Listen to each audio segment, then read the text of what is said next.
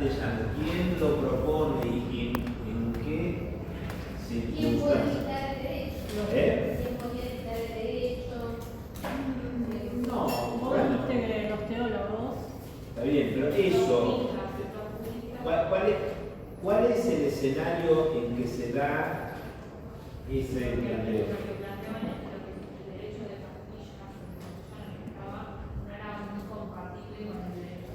¿Y por qué mencionamos el derecho castellano?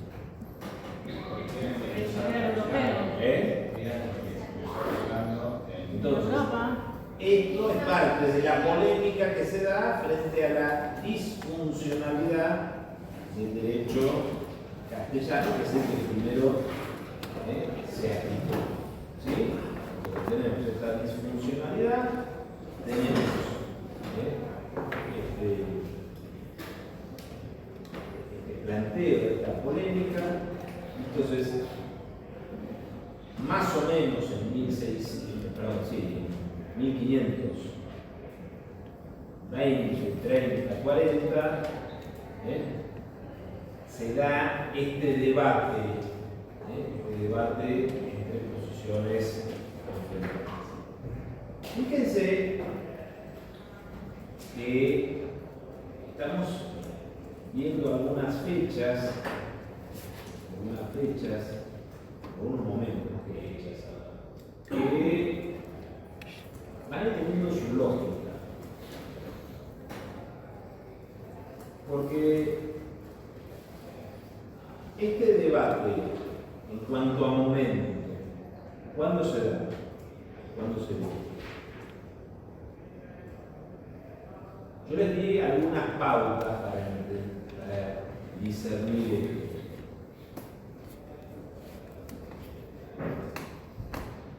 Mira, en vez de leer, pensar. Ahora piensa. O sea, hay un debate, recordamos que hubo un debate, hay una polémica sobre el alcance o no del derecho castellano. Esta es una de las cosas. La segunda es, recuperamos que lo que primero se aplicó fue el derecho castellano. Ahora, esta revelación de que el derecho castellano no sirve, ¿de cuándo fue? 1520/25, 1520/25, otro que lee el apunte. Ahora pensemos. O sea, Después del descubrimiento de América. tiene que ver con la ocupación de eso. Tiene que ver con el problema de la ocupación y de qué más que está en vinculación con la ocupación. de que los individuos que se encontraban en ese espacio eran portadores de derechos. Sí, está bien. Pero antes también se había encontrado en términos del doctor Gaspar, había otros portadores de derechos. ¿Por qué a esos primeros portadores de derechos se cagaron olímpicamente en sus derechos? Pero sí, tiene que ver con la obligación impuesta por la Iglesia a los cristianos. No necesariamente porque forma parte de... Tiene que ver con el nivel de complejidad. Al principio se encontraron con unos pocos tipos, más o menos. Era algo parecido a lo que les había sucedido en las Islas Canarias. Después se encuentran con las altas culturas, particularmente aztecas e incas. Y ahí se encuentra esto, no es que es más o menos, esto es eso del mundo. Hay un mundo. La diversidad cultural, la diversidad de Sí, y además la complejidad. Entonces, esta revelación de la diferencia es algo que se da 2 generaciones después de la ocupación del descubrimiento. Van ocupando, entonces, esto no es para que nos acordemos si es 1501 o 1570, pero empecemos a ver después que las fechas que podamos aplicar o no aplicar no son el resultado, digamos, no es que nos van a exigir una memoria para decir 1531, 1530, no. Tiene más o menos una explicación lógica. La explicación lógica es, primero, son comunidades pequeñas, poco sofisticadas, van haciendo sus primeras pruebas. Recuerden además también que tenemos esto del cayuismo, y además otra cosa que a veces nos olvidamos, y pensémoslo en términos actuales. Nosotros estamos muy convencidos y muy satisfechos como sociedad mundial, que acá no hemos hecho nada o casi nada. El hombre pisó la luna, hizo viajes interplanetarios, no, todavía no son interplanetarios, pero hizo viajes astronáuticos. Ahora, la última vez que un hombre pisó la luna fue en 1973, hace 52 años. Cuando el día de mañana alguien haga una historia, el hombre viajó a la luna en 1969. Después pasaron como 70 años hasta que la siguiente expansión. Entonces, no nos tiene que sorprender que en realidad Colón viajó, pero en realidad la ocupación se empieza a dar con algún nivel de intensidad hacia 1505, 1500, finales de la primera década. Entonces, primero es un viajecito, después se empiezan a instalar, al principio en el Caribe, en las Antillas Mayores, pero la ocupación fuerte que va a ser México, finales de la década de 1510, y Perú, que es finales de la década de 1520, principio de 1530, cambia panorama. Ahí es que se revela, esto no puede funcionar con lo que traemos de Europa. Primero viene la revelación de no puede funcionar. Después viene la decisión de que sustituye a lo que no puede funcionar. Y ahí también tenemos que estas cosas no son de un día para el otro. Esto viene a cuento por otra cosa que ahí se van a dar cuenta, van a advertir esto de las lógicas que en este caso en particular tiene este proceso y que en alguna medida nos sirve para comprender la lógica que puede tener la explicación histórica cuando la explicación histórica está bien fundamentada. Para esto vamos a pensar lo siguiente. Entonces, ¿cuál es la posición que triunfa? Habíamos terminado el lunes. La de los juristas, que es una posición Está bien, ¿qué tipo de derecho es? ¿Cuál es el derecho que termina siendo aceptado como la base? El derecho común. Si es derecho común, ¿qué características va a tener entonces el derecho indiano o indiano-castellano? Está bien, pero eso es en el juego entre lo propio y lo común, pero como característica de ese tipo de derecho. ¿El derecho común cómo es? La fuente. Tienes la doctrina, la argumentación, la casuística. Bueno, es casuística. Sí, pero de la doctrina. ¿Qué tiene que ver la doctrina? A ver, contame. La doctrina era la fuente principal, o sea, superaba la ley, porque la ley no alcanzaba para cubrir los casos, y entonces se utilizaba la doctrina, porque muchas veces no había definiciones, por ejemplo, que daba la ley, que la doctrina no podía dar para arribar a las soluciones a los casos. Está muy bien orientada la explicación. Voy a hacer un matiz para reforzarlo. La superioridad de la doctrina, que está bien, no nos tiene que hacer pensar que la doctrina es todo. La doctrina está integrada a la ley. legislación o a lo que puede ser legislación. Y de hecho, una cosa que nos va a pasar en este derecho indiano, una de las cosas que va a pasar en este derecho indiano, es que comparado el derecho indiano de 1550 con el derecho de Castilla en 1550, el indiano va a tener más componente legal que el castellano. O sea, vamos en un camino de fortalecimiento de la ley frente a la doctrina. Pero lo que es, o sea, la doctrina efectivamente es la fuente directriz, pero en una composición como, no sé si es el mejor ejemplo o la mejor analogía más que ejemplo, pero imaginémonos esto, el derecho común es como el poxipol, tenés los dos pomitos, pero para que funcione los tenés que mezclar. Mientras lo tenés por separado, que es la mirada con la que lo vemos nosotros, no se termina de entender. El componente va junto.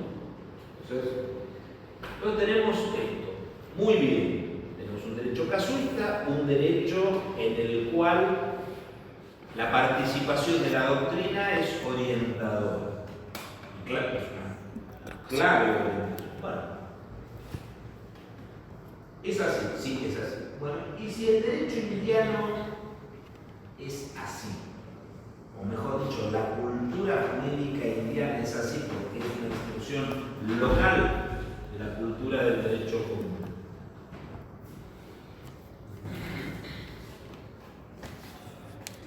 ¿Qué habrá sido necesario que haya en Indias? Juristas. Y junto con los juristas, ¿qué pudo haber? Bueno, los juristas van a ser operadores del derecho y van a aplicar el derecho. Va a haber jueces que son juristas, otros que no son juristas. De hecho, los juristas son pocos, pero están en el lugar central. ¿Qué quiero decir con esto? Vamos a seguir teniendo una sociedad, una estructura judicial, donde la mayor parte de los jueces son legos, o sea, no son graduados universitarios. Sin embargo, hay un lugar institucional que ocupan las audiencias que desde el punto de vista procesal se parecen a nuestras cámaras de apelaciones, donde sí hay juristas. Entonces, esta participación reconduce todo el orden procesal a perspectivas técnicas letradas. Tenía un funcionamiento un poquito más efectivo que las audiencias de ¿Cómo? Tenía un funcionamiento un poquito más efectivo que las audiencias de Palma. A ver, ¿por qué decir más efectivo? ¿Por qué pensás que el otro no era efectivo? No, porque justamente al ser con una multiplicidad de culturas, esa disfuncionalidad y esa variabilidad de necesidades, las audiencias funcionaban muy bien para la resolución. Sí, pero también en Castilla funcionaba, o sea, lo de la eficiencia no necesariamente, no es que la eficiencia, por lo menos no hay unos estudios que marquen.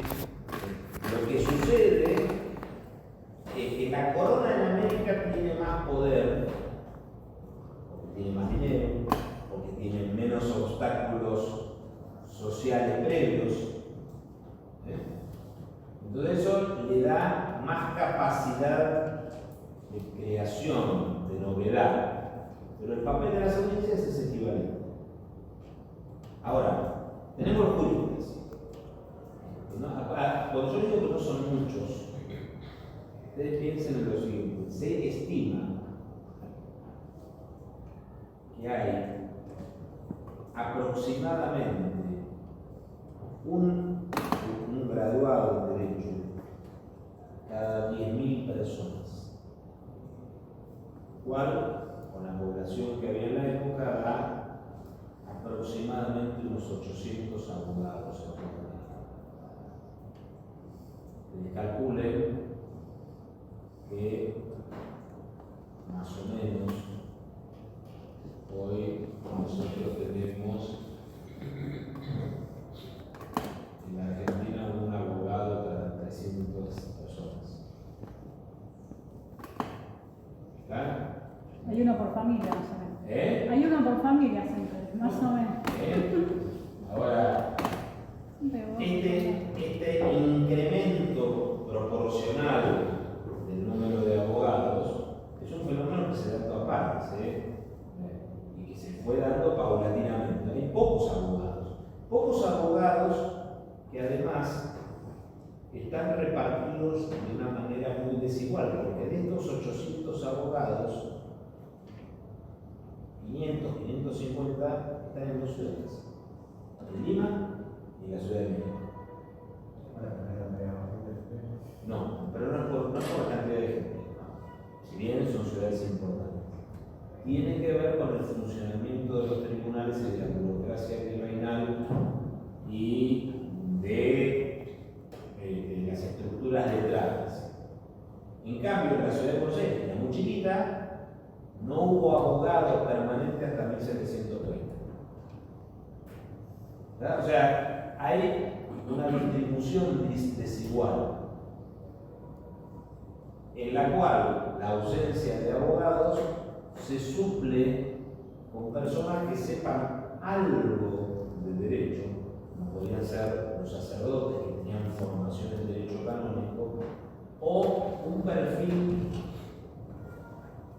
de unos individuos que se parecerían a lo que hoy son los gestores, que se llaman papelistas, que eran tipos que sabían más o menos hacer trámites. Entonces, no tenían una formación estandarizada, sino que eran personas que habían trabajado en la administración, como un abogado, más o menos sabían de los papeles. Pero tenemos estos abogados. Pero además de esto, de tener abogados, ¿qué les parece que pudo haberse planteado y qué les parece que necesariamente se desarrolló? Una es una posibilidad y otra es una inevitable consecuencia de esta elección. Vamos a seguir los lineamientos del derecho común. Elección legislativa propia. Elección legislativa propia. Bueno, pero eso no es por el derecho común. Eso tiene que ver con la legislación de lo que dijimos antes. En América española hay más legislación. Porque convivían dos comunidades jurídicas. Está bien, pero pensemos en el derecho común, en los elementos que hacen al derecho común.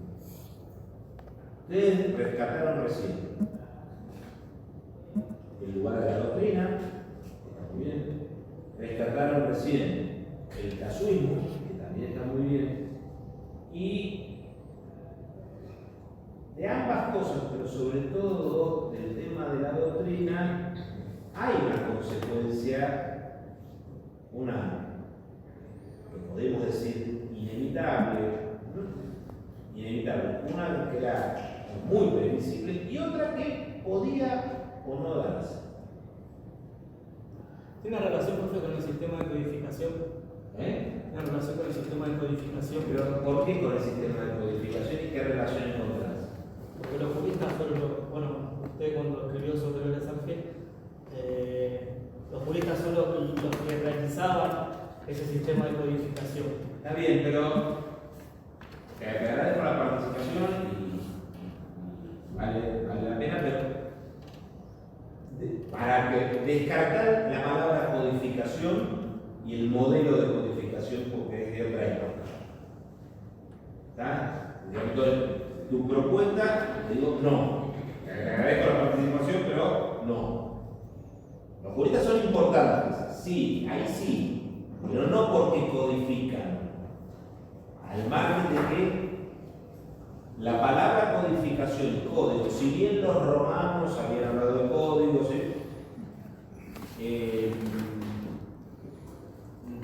no hay una cultura de codificación. En todo caso, la expresión técnica que te sugiero que apliques es, bueno, los juristas son importantes para la fijación o consolidación del orden normativo. Ahí sí, pero ¿qué más podría ser?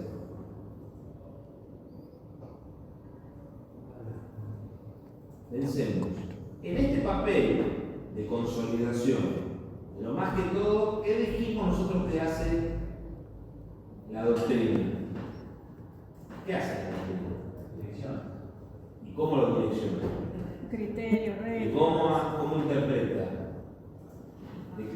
¿De qué manera interpreta la doctrina del derecho común?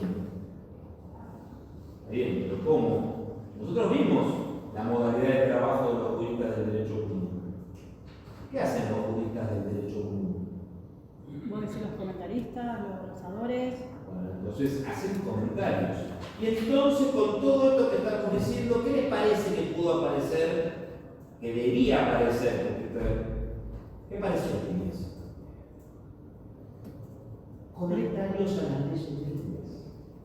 Empezaron a haber una doctrina de las normas locales. ¿Se entiende esto? O sea, y ya vamos a ver algo, o sea, ya vamos a ver algo que sucede en particular, pero empezaron a aparecer juristas que se ocupaban de explicar las normas, leyes que había para mí. Entonces, ¿se dan cuenta que ahora que cierra esta explicación, o no? O sea, si hay una adopción de criterios basados en el derecho común, empieza a haber una doctrina del derecho que se utiliza en la mente. Profe, ¿puede ser que se llame Common Opinion Doctus, una cosa así? A ver, O estoy en cualquier lado. Common Opinion Doctus, ¿puede ser? no, la communis opinio doctorum. Doctor. Eso es algo que se daba en la Edad Media, que se dio en el mundo indiano, que se dio en el siglo XVIII y el siglo XIX, y que todavía hoy, con formas distintas, sigue operando. No lo vemos que el comentario. No. Ya, el jurista se manifiesta, expresa su criterio con opiniones. O sea, la opinión doctorum, la opinión de los doctores es la modalidad de expresión. Cuando los juristas, de manera unánime, plantean algo, se considera que hay una communis opinio doctorum. Todos los doctores coinciden. Esa communis opinio doctorum se impone hasta frente a la ley. Supongamos, no es que sea una communis opinio doctorum, tiene que ver con una costumbre contra ley. Vos lees la Constitución Nacional y dice que para ser senador tenés que tener una renta o profesión o renta de 2.000 pesos fuerte. Todo, digamos, lo lee cualquier cristiano que no sabe nada, la renta, no sé qué. Todos los constitucionalistas dicen eso no se aplica. O sea, son los constitucionalistas, pero no se aplica. Y eso tiene más fuerza que el texto de la Constitución. Fíjense si no sea potente esto de la opinión común. Es no necesariamente, pero para que entendamos, fíjense cuántas cosas hay en materia de derecho administrativo. Hoy estaba hablando con unos colegas.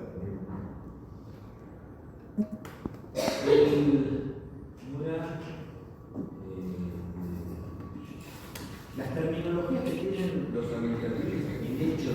príncipe, el ejercicio del poder exorbitante. Eso no está en ninguna ley. Está en la opinión de los administrativos y tiene un peso que no lo levanta ni con una grúa. ¿Está? O sea, fíjense qué contradicción. El derecho del Estado depende del criterio de los juristas y no de la decisión del Estado. Bueno, esto es una consecuencia, una derivación de esto. Pero volvamos ahora. Entonces, yo tengo que surge una doctrina de juristas sobre el derecho. Ahora después también vamos a contar algo de esto. El derecho creado, surgido para México. Ahora, este surgimiento de la doctrina podría o no dar lugar a un fenómeno. O sea, el de la doctrina era inevitable. Si es derecho común, tiene que haber doctrina. Eso no cabe dudas. Ahora hay otra cosa que pudo haber sucedido o no, y cuando digo pudo haber sucedido o no, es que tenemos ejemplos históricos de lugares donde sí sucedió y ejemplos históricos de lugares donde no sucedió. Entonces, ¿qué pudo haber sucedido en relación con la aparición de la doctrina? La doctrina está vinculada ¿a qué ambiente? Académico. ¿Y académico? Universitario. A ver si con esto, ¿qué pudo haber sucedido? Bueno, pudieron haber surgido universidades. De hecho, surgieron universidades. Universidades en América siguiendo el modelo europeo. Entonces, ahora después vamos a contar algo más. Pero entonces, en América, la corona replica el modelo de formación de juristas que había en Europa. ¿La corona lo replica o surgió? O sea, la corona. Bueno, en realidad podemos decir que la explicación puede dar lugar a varias respuestas, incluso aparentemente contradictorias. ¿Por qué? Porque por un lado hay una dialéctica acá. O sea, hay una necesidad de juristas y la necesidad de juristas lleva a pensar en formar los juristas directamente en América, y a veces son los mismos juristas que impulsan esto, otras veces es la iglesia, pero la iglesia en América no está fuera de la administración, está integrada en la administración. Entonces, ¿es algo que hace la corona o lo hace la iglesia? Si lo hace la iglesia, lo hace la corona. No, te pregunto porque había leído en uno de los textos que mandaste ahora, justamente en algún momento, no me acuerdo, la corona dijo, como diciendo, todo bien con el derecho universal, pero tiene que ser asimilable al derecho común, o sea, el derecho castellano, tiene que tener nacimiento universal. Bueno, pero eso va a ser incluso la decisión política en este sentido, que se conoce a la fecha, es de principios del siglo XVII, 1610, 1615. Pero fíjense que las primeras universidades, y hay número de las fechas, las primeras universidades de América son aproximadamente de 1555. Si la primera era de Santo Domingo, o si la primera era de San Marcos en Lima, o si se dan al mismo tiempo. Claro, 1540, 1535, 1550 se define el derecho para las Indias, va a ser derecho común. A los poquitos años se tienen universidades. Este es el modelo castellano. ¿Por qué les digo esto? En el mundo portugués, con una corona proporcionalmente más débil, ahora después les cuento la anécdota que siempre explico de esto, se armó un un mecanismo en torno del derecho común, pero con un solo centro formativo para toda la corona.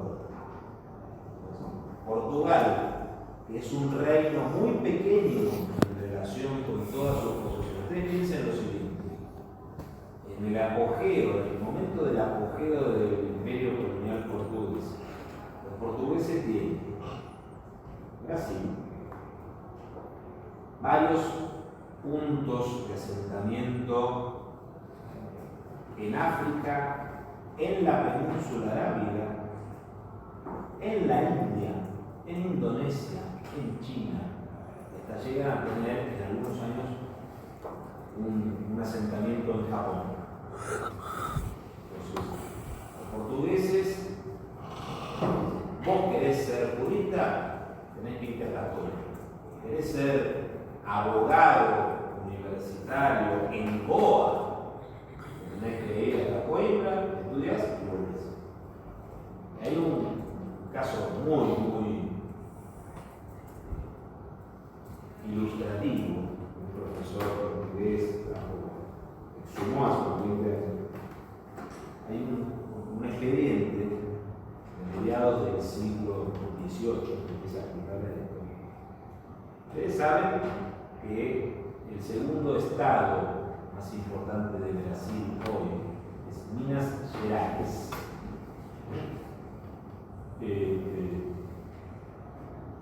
A los que siguen el fútbol, el Atlético Mineiro, Belo Horizonte Minas Gerais.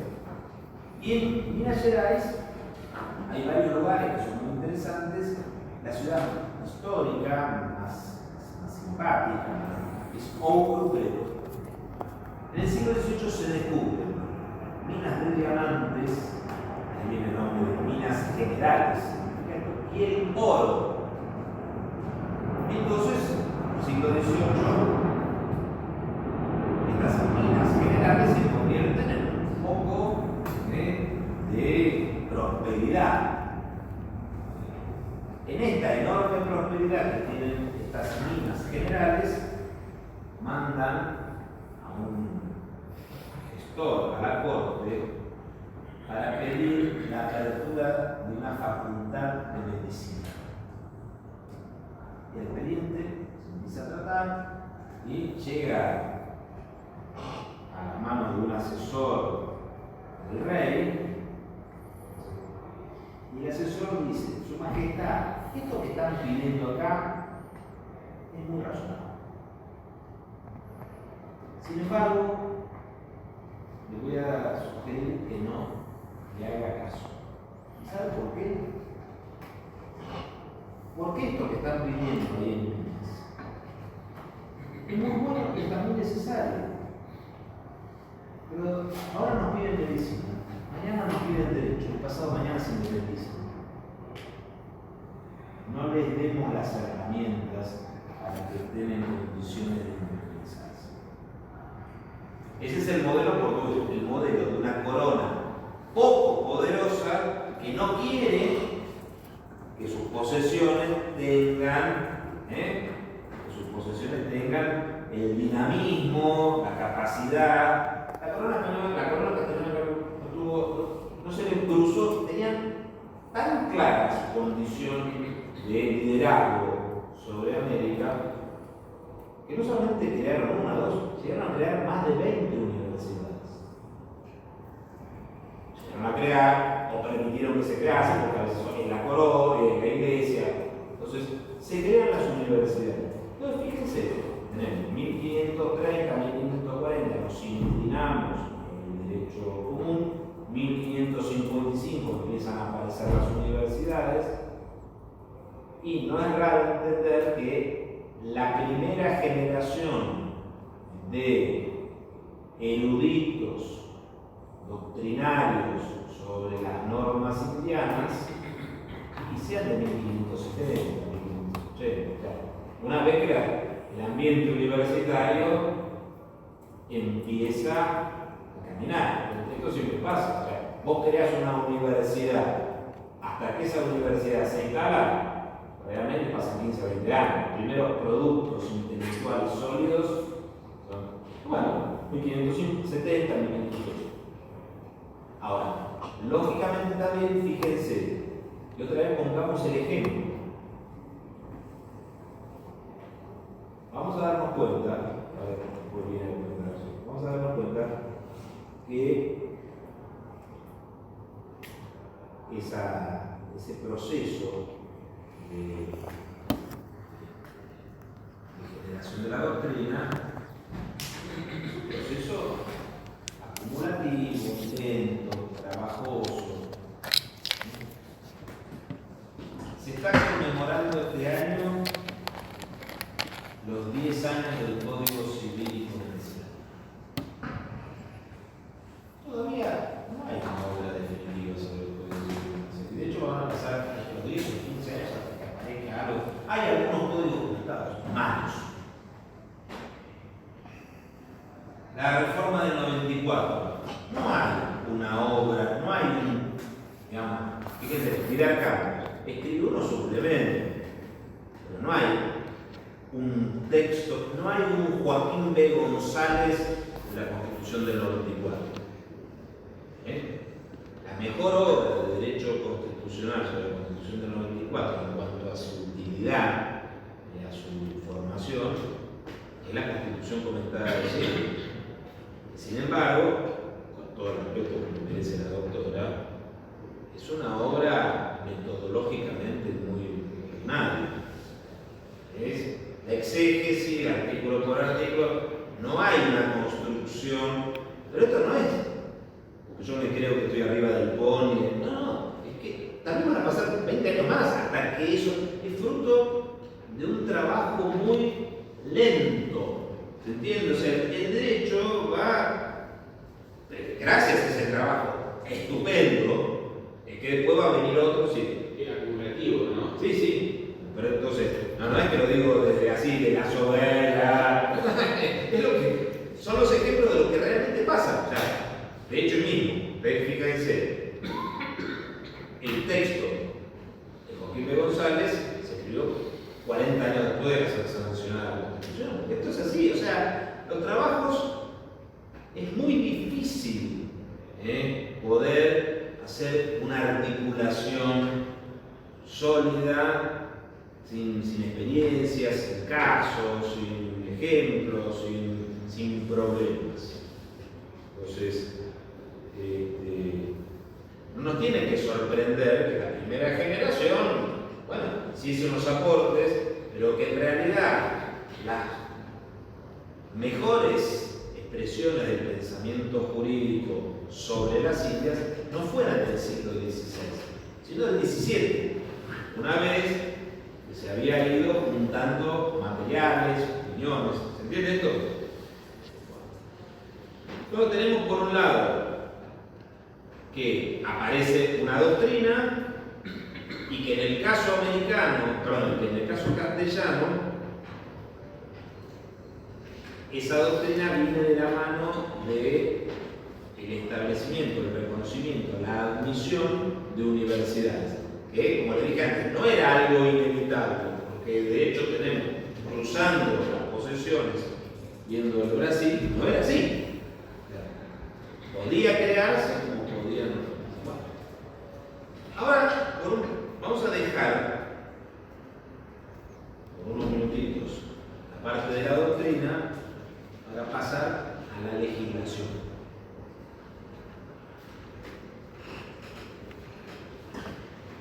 Nosotros estamos en una época que viene del mundo medieval,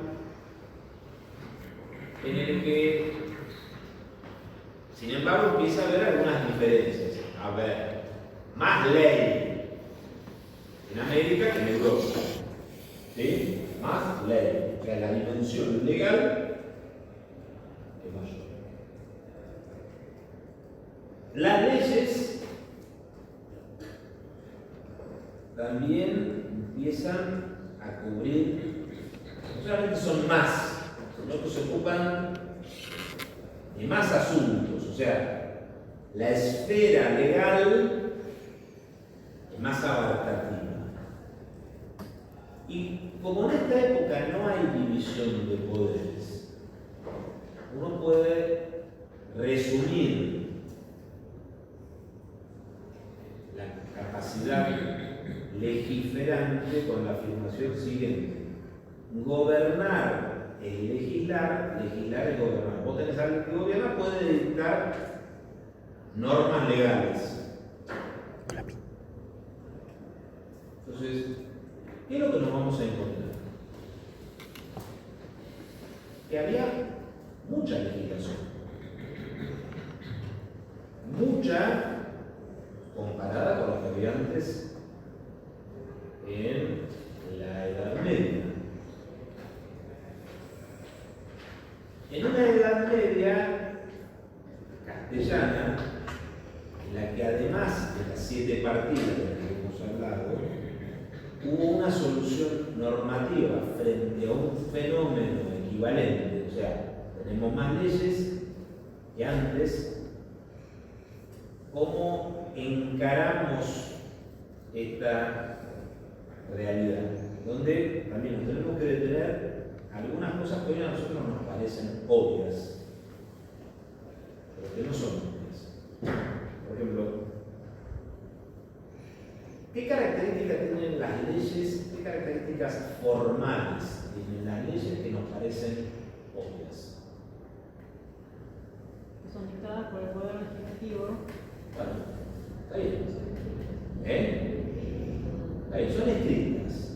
Lo de que es el Poder Legislativo, estamos en una época donde hay una atención considerable a la distribución de competencias. Y, por ejemplo, como vemos en la Argentina, vivimos decretos de necesidad de urgencia, decretos delegados, con lo cual, pero bueno, formalmente tenemos, pero de la ley misma, aisladamente considerada, hay algunas características formales que para nosotros son tan habituales que nos parecen que son normales. Supónganse que estamos en una clase y como esta, y dicen, bueno, para el lunes traigan la ley de ministerios. ¿Qué me preguntarían inmediatamente? Al margen de para qué, no, en la parte de para qué tengo que retirarlo, no cuestionan, listo, sí, va. ¿Qué es lo que me preguntan? ¿Cuál es el número? Porque nos parece que todas las leyes tienen número, nacieron con un número. Nacieron así, puede ser que los chicos nacen con un pan bajo el brazo, pero las leyes nacen con un número. ¡Error! La numeración de las leyes es un fenómeno de la técnica jurídica que es bastante nuevito. En el caso nuestro tiene menos de 200 años. En Estados Unidos las leyes no tienen número. Y hay países como España que a las leyes les asignan un número correlativo por año, o sea, es la ley 22 de 2024. ¿Cómo lo ven? Sí. ¿Está? O sea, pero a nosotros nos parece, no es obvio que la ley tiene un número. Bueno, no es obvio. Sorpresa. Bueno, estas son las cosas que tienen que ver con la tecnología. La tecnología no es solamente medios electrónicos, inteligencia artificial, son criterios de ordenación que se van instalando y que son muy a veces son muy útiles, otras veces tienen implicaciones no tan útiles. Quizás más adelante no haya más número y haya un poder. Lo que sea, pero por ejemplo, está buena esta, lo que vamos a pensar es que para nosotros, sea cual sea la manera de identificación, lo cierto es que pretendemos que las leyes tengan una identificación única. Como si fuese, ustedes no sé si saben que ahora los artículos científicos hay lo que es el TOEIC. Es una identificación singular como si fuese el DNI de cada artículo.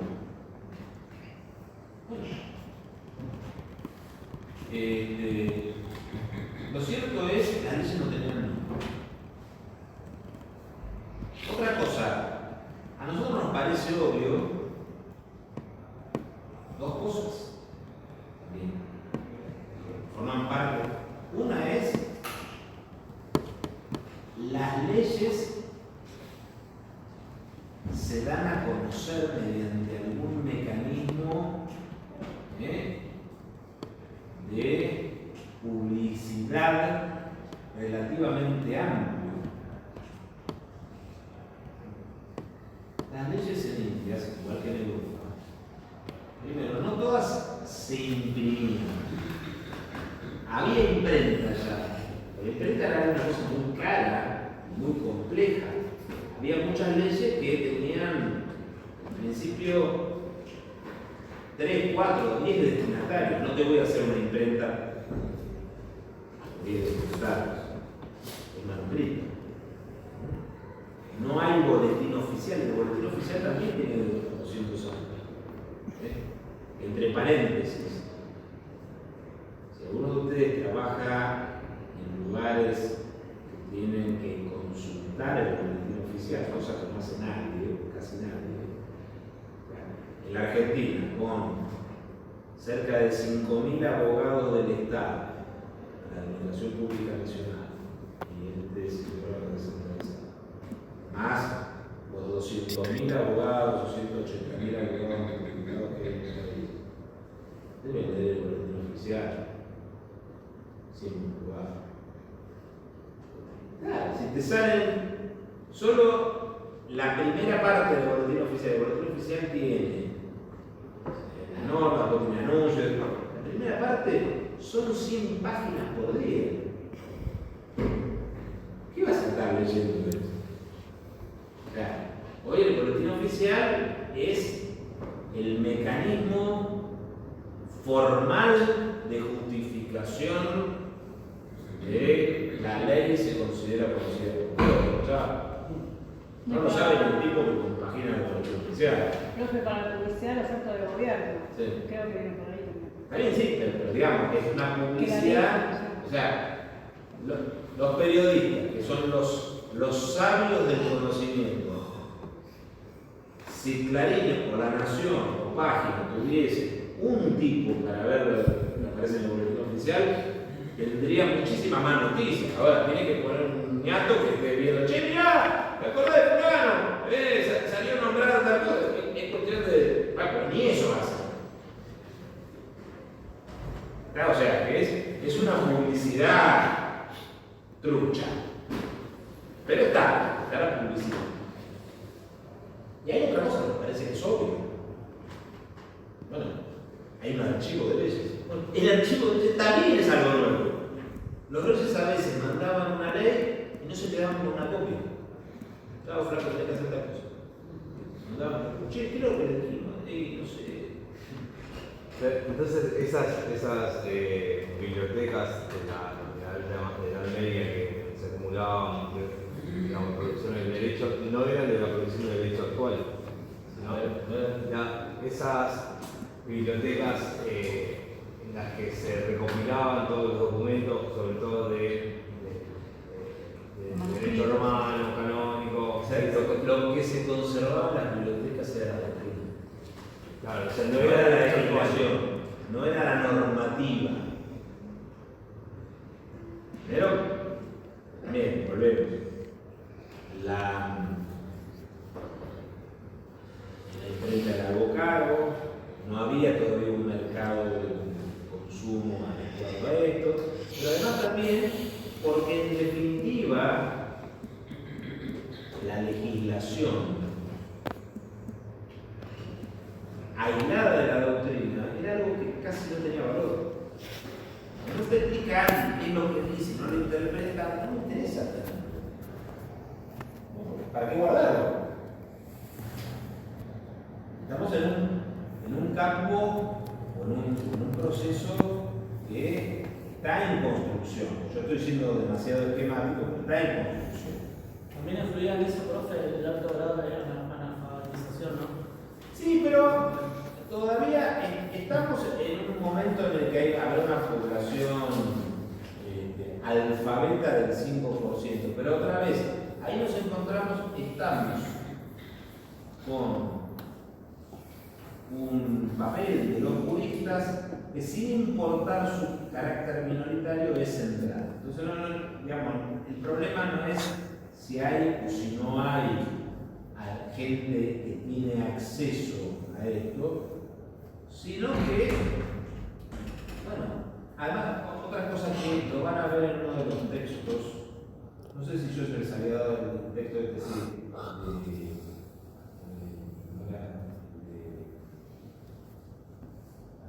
leyes justas y ajustadas, está en el texto, ¿no? Sí, o sea, la idea es que todavía la ley es más prescriptiva que imperativa.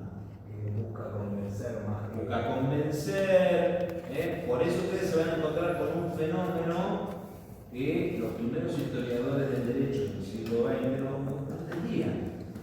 Se habla de que hay leyes que están sobrecartadas. Se dicta una ley y 15 años después se recuerda, está esta ley, la vuelven a dar a conocer.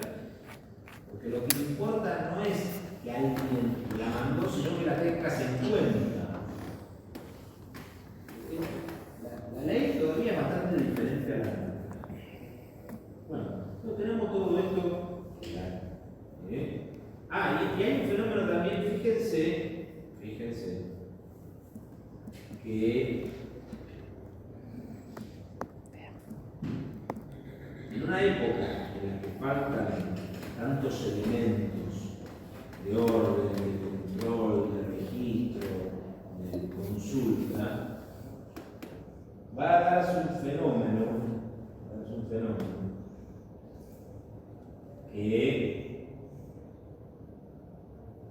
que muchas veces no se termina de explicar bien. Y acá aparece una palabrita que nosotros usamos, pero también a veces no somos conscientes de cuál es su significado. Es la palabra cédula. Cédula. ¿Qué es una cédula? Un documento de identificación. Un documento de identificación. Sí y no. La cédula, que es un documento de notificación, es la cédula de notificación. Y si no es una cédula de notificación, Identificación. la cédula Pero entonces, ¿qué tienen de común la cédula de identificación con la cédula de notificación? Es un documento. Bueno, también, esto es verdad. O sea, la cédula es un documento que traslada información. Puede ser identidad, puede ser notificación, puede ser algo. O sea, entonces la cédula es un instrumento que traslada contenidos. De ahí que los reyes, ¿verdad?, dictaban leyes y estas leyes las daban a conocer mediante cédulas. Ahora, claro, esto empezó a ser un chino, pero el rey mediante ley que dio a conocer por ser, entonces empezaron a decir que el rey por cédula tal. En realidad, la cédula no era la ley, era el instrumento que trasladaba. O sea, ustedes se van a encontrar en muchos libros de historia. Yo entendí eso, yo entendí que era cédula real. Está la cédula real, pero la cédula, Pensé que eso era la ley. bueno, es el traslado de la ley, y así también lo decían los contemporáneos. Estaba equivocado, o sea, lo que era la decisión del rey era la ley a la cual la cédula había trasladado. Entonces, ¿qué pasaba? Los reyes libraban cédulas y las despachaban. Cuando llegaban al destinatario institucional, un virrey, un cabildo, un gobernador, estas instituciones volcaban las cédulas en unos libros de registro como si fuese un protocolo notarial. Se llegó una cédula del rey. Tiene una ley sobre cómo construir en la ciudad. Listo. Entonces, a ver, ¿dónde está el libro? Copiala acá en el libro. Como era un libro que copiaba cédulas, se llamó cedulario. Entonces, ¿qué hacían en las oficinas de las distintas reparticiones? Conservar sus cedularios, que era la manera de ir sabiendo qué es lo que el rey nos fue mandando. Y con esta noticia vamos a dejar por hoy el espacio lista y seguimos el día lunes.